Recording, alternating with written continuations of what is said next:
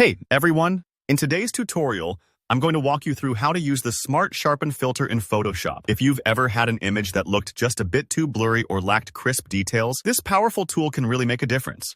By the end of this video, you'll know exactly how to bring out those fine edges and details and make your photos look much sharper, almost like magic. Let's dive right in.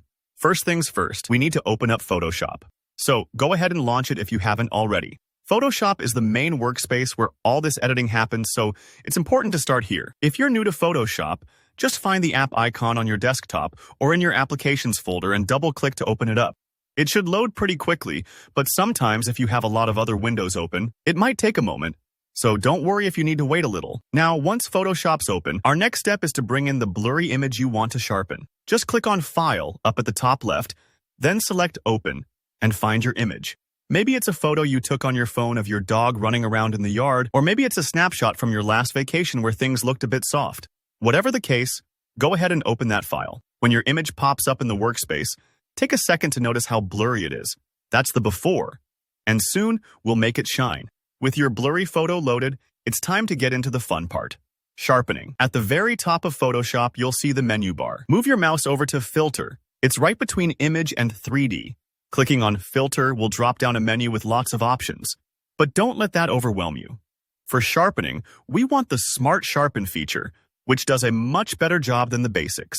So just go ahead and click on Smart Sharpen. If you're having trouble finding it, look for the section labeled Sharpen in the menu, and Smart Sharpen should be right there. When you click Smart Sharpen, a new window pops up with some sliders and settings. Now, this is where the magic happens.